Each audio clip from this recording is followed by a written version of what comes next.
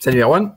Salut Arthur. Hi everyone. So welcome to the first dev update for the Tezos project. The first video dev update. It was actually right behind me in the next room. We decided to do that in the form of a video chat, where Arthur will basically go through the different changes that have been made to the project, and I'll try to dig deeper, ask questions that viewers may ask themselves, and generally provide like some good, at least high level explanation of what's going on, where we're headed, what's been fixed, etc.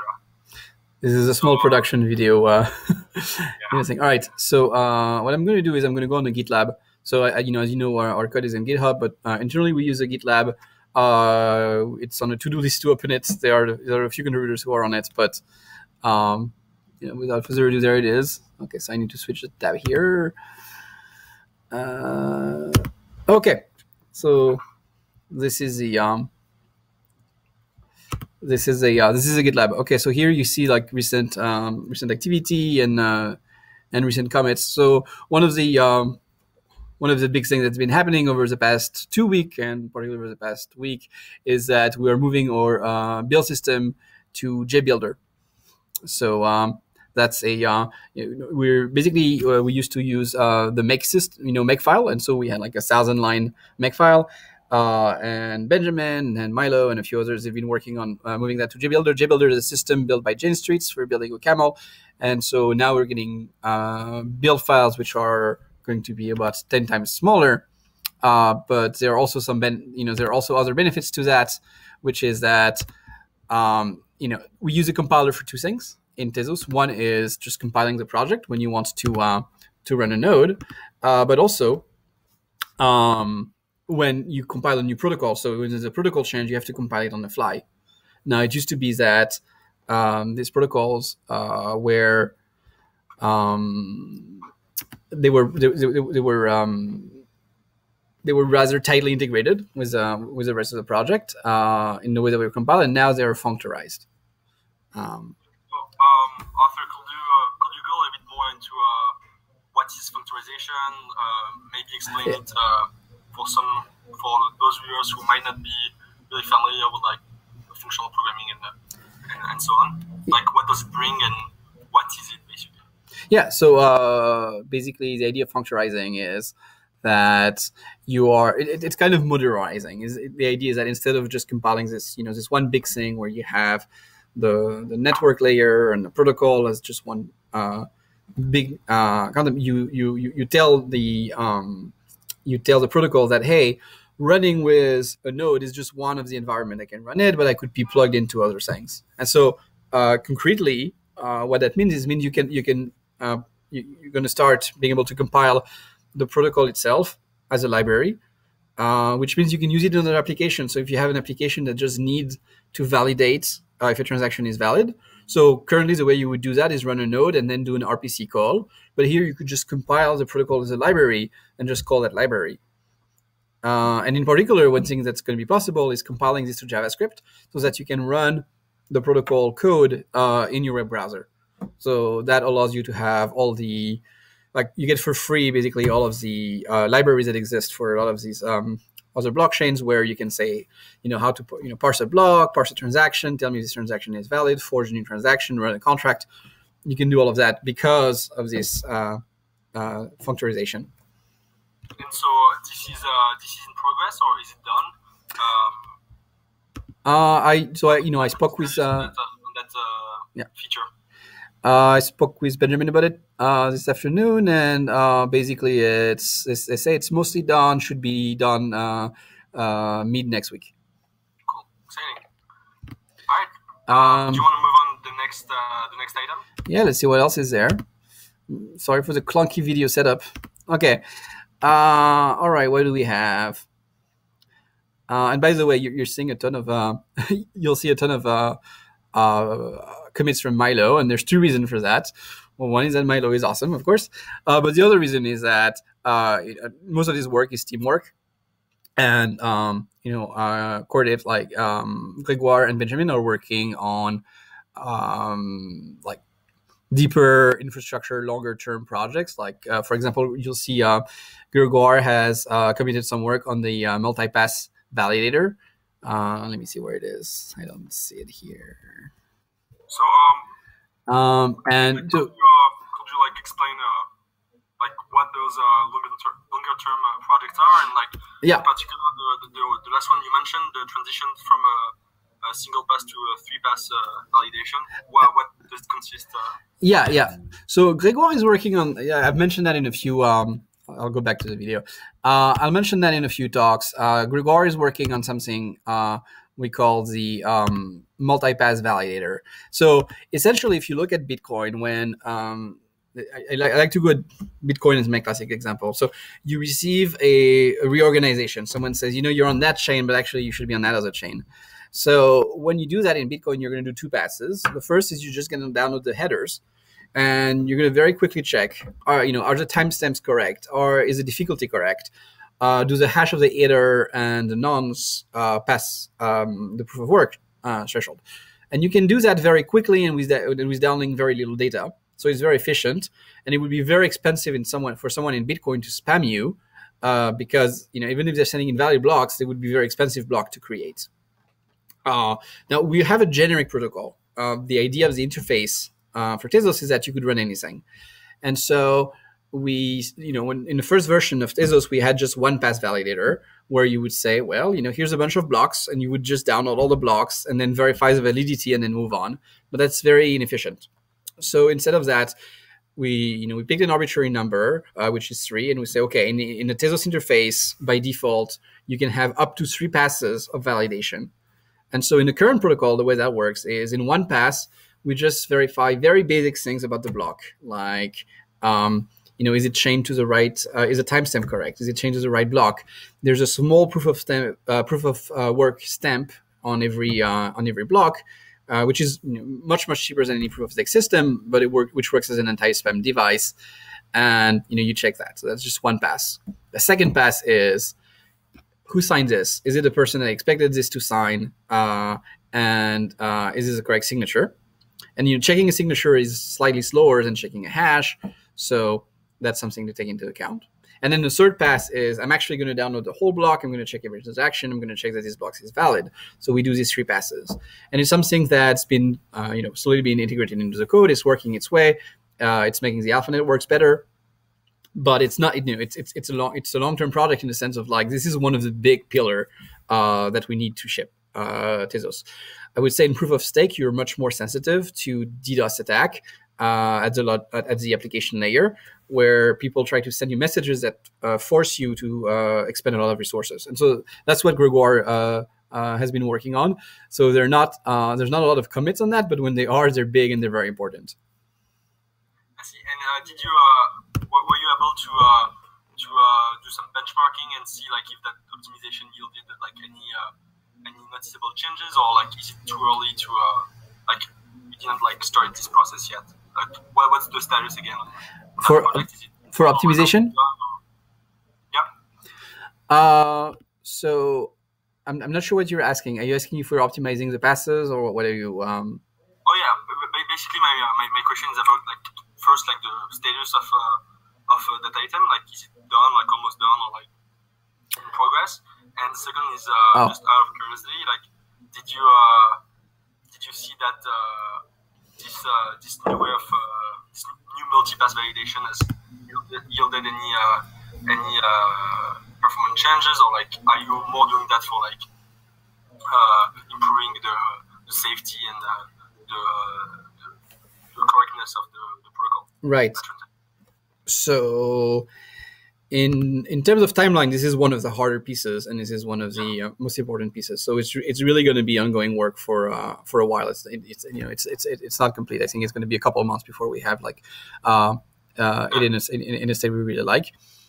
In terms of, yes, we've seen some improvements. I'm not sure. I have to check if it's because this just happened to fix bugs, or if because it just works better to validate it this way. However, the primary benefits of this is to handle adversarial adversarial nodes better. So nodes that tell you, hey, here's a reorganization, and they're lying. Because if the nodes were all honest, the multi-pass validator would not buy you anything because everything would just be valid. So there would be no benefits. And right now, so we have an attack client. I don't think it's running right now. In fact, it's definitely not running right now. And yeah, the only time we get something really adversarial right now is when there's a bug and some machine starts spatting out nonsense. So we're not really in a Byzantine environment right now on the AlphaNet. So we want to make the AlphaNet a little more hostile in order to really make sure we have the benefits that we're looking for. Good, cool. Let me check what else we have. Oh yeah, so we had a few changes on the command line interface. So now the command line interface, it used to tell you, hey, this command is invalid, and so now instead of just saying you invalid command, it will give you suggestions. So that's already pushed, and the next step is to do bash completion, where you just type send, and it will say, oh, this is what you mean. And okay, I believe there was an issue related to inodes that people complained about on the AlphaNet channel. Can you provide some update with regard to that? Yes, the inodes. We had a bunch of issues with the inodes for a while. So let me explain what an inode is and what the issue is. So every blockchain has a state, a context. So in Bitcoin, you could say that's the set of all unspent outputs. That's the state of Bitcoin. And likewise in Tezos we have a state, which is is the list of all contracts, who are the current delegates of whom, all of this information. And the way it's stored right now is that it's stored in a tree, in a Git-like system. And it's stored in a very, very hierarchical fashion. So you have a contract, and the contract has some subparts, and one of the subparts is a balance, and so on and so forth. Right. This uses a Git-like system, and right now the backend for this is files, which means that Git is storing it as a contract being a directory and balance, so that contract being a file. So once we have many people using the AlphaNet, it creates a lot of files. And most file systems, by default, they're not used to deal with a very large number of files. There's nothing wrong with having many files. It's just that when you optimize a file system, you can optimize it for different things. And the file system you have on your machine is not optimized to have millions and millions of files. And every file on a Unix machine that is going to consume an inode, and there's just a finite amount which is allocated by your system. And so inode problems means you're running out of how many files you can have. You're not necessarily running out of space. It's just too many files. So there's two ways we address that.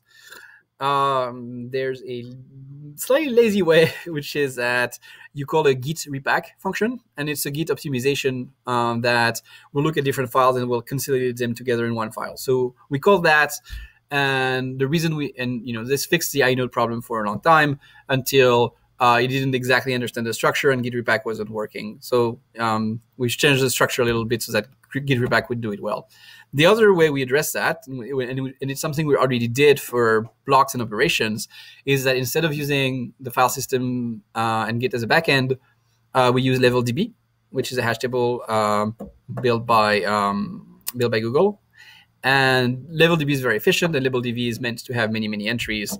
So that's a good that's a good choice, and it's been working out well for us. However, so right after we fixed the inode bug, there was another bug in the AlphaNet. And actually, there were two bugs in one. One is that when we build a Docker container, it's built automatically with a continuous build system. And it's a continuous integration system. And sometimes we build it on a machine that's too recent. And I think the compile call will integrate operations which are not available on some CPUs. And so sometimes it doesn't run on some older machines. So we had that issue. And the other issue we had is we had a Seg fault, that's a memory crash, inside the code. So we debugged through it, and what Benjamin found is that the bug happens pretty deep in the stack trace, which means it's not at the interface between OCaml and LevelDB. It seems to be a LevelDB bug. So if you're a LevelDB developer out there, you're referencing a pointer whose value is 0x19. So the way that was fixed is by downgrading the version of level DB. For the Docker image, we're using Alpine Linux, which is good because it's very small. So an Alpine Linux image is something like 50 megabytes, whereas a Debian would be 600 megabytes. But it's harder to downgrade packages on Alpine. So we tried to do it with Debian, and then we finally just did manually downgrade the level DB version on Alpine. And so that eventually fixed the issue. All right, cool. As for the level DB bug, did you open like a bug, like an issue in their repo, or is that like on its way to get fixed, or like? That would be a nice thing to do. I don't think we've had I don't think we've done it. No. We'll do that. But we've had issue exactly like sometimes we've had issue reproducing it, and and we're not getting all the debug information we need. So it's a weird bug, but we'll certainly try to put an issue around it. Let me see if I had anything else. Oh yeah. So one more thing is, and I think that's that Milo has been working on this one. There are new operations which have been implemented in Mikkelsen, and they are macro operations, but one is actually no, I don't think no. Actually, they're not macros. So we have loop iter and loop map, and basically, so there's this bunch of functional operations like map and reduce. What they do is they take a list and they take a function and they just apply that function to that list. And we don't have closures, which means like the lambdas in Mikkelsen cannot carry their own value, which means it's a little painful to write some map reduce functions because your lambda has to be created without the knowledge of like some context variable like your storage or something like that. So you have to essentially pass all this data every time in your function explicitly. So one way around that would be to create, and this is actually my favorite way, would be to actually allow closures, which mean like capture of local variables inside the lambdas. I have a way to do it. I would like it that we do that. But the more popular answer for Benjamin and Malo has been to create a loop version that essentially does that. So it's a loop that applies a function.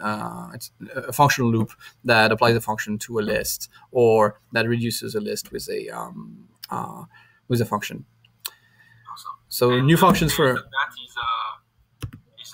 it's been rolled out, right? Yeah. I think it's in. So you have to be careful. Just because something has been rolled out in the code doesn't mean it's in the AlphaNet, because the AlphaNet gets reset sometimes where you get more when we have new code, but not all the time. So the AlphaNet generally lags behind GitHub. Right. And I think that's all. No, I think that's pretty much it. We've done once in a while, like we've done a couple times only, changes of protocol on the AlphaNet directly, where we push a new protocol and it just gets upgraded on the fly. We want to do more of those because it's pretty central to Tezos. One thing that we're missing is, so we have anti-spy measure in terms of downloading protocols, because your client is only ever going to download the protocol if it believes the protocol is needed. So maybe it's been voted in or something. But right now it's pretty naive. It just downloads an entire protocol and then checks a hash. So you wouldn't want to be in a position where you have to download this large protocol from some peer and then be tricked. So one way around that is to put a Merkle tree. It's a system that BitTorrent uses. Actually, I think BitTorrent uses links. Is it a tree or is it a hash link? I'm not sure. I have to check. But it's also not necessarily important because protocol is code, and if you just have a 500K limit or something like that, and someone lies, you can ban the peer. So it's not like you can you can put a fairly low limit on the size of protocol without really curtailing any development. Right. We need to fix that, and I'd like to be able to, instead of resetting the AlphaNet, push more protocols directly using the upgrade procedure. It's cooler, and it's also what we're about. As I remember, the plan was that once the mainnet is ready to launch, there won't be actually like a formal launch per se. It's just going to be like a reset of the AlphaNet to the main network. Yeah, to a degree, yes, in a sense that we don't want to be like you don't want to do a hot launch. You don't want to do a cold launch where we've never run, and then all of a sudden all these nodes are starting to go online for a Genesis block. What you want to do is you're running the AlphaNet, and then one day, one block one day you have a protocol upgrade, and then that protocol upgrade also contains a starting block with all the balances recommended by the foundation. So that's how you start. That's your Genesis block. But the idea is to a hot launch where we're running the network, all the validators are there, most of it is working, and then all of a sudden you switch it. Yeah. Right. Is there anything you want to address? Anything else? No, I think that covers the update. I want to do these updates pretty frequently, and it means I have to keep them short. Otherwise, it becomes too much of a commitment. So yeah, weekly update on the code I think is are a good idea, and we'll see what the reception is on this. Yeah, hopefully we'll have some better setup next time. Yeah, it's first time we do it. Yeah, and so it's a bit hacky, but it felt like it was the right moment. To do that. There's also, we will add in the description of the video, if you want to check out projects that have been built around the platform, there's been real interesting work from developers and from the community to create a higher level abstraction on Michelson that transpiled down to Michelson code. They're worth checking out if you're interested in smart contracts and programming language theory and all that stuff. All right. Oh yeah, and exactly news, which is that I think that we're all moving in a new office tomorrow, which is nicer than this one. By the I don't know the English. The Bibliothèque François Mitterrand. It's pretty close to the INRIA, so that which is a French research center. So that's really good. Really excited about moving. I think we'll post some pictures tomorrow of the offices. And also one thing is that this week a lot of the developers have been spending time visiting the new offices and trying to pick it. And I think everyone's pretty excited about the new one. Yeah, logistics. All right, thanks. Have a good. Bye-bye. See you. Thanks.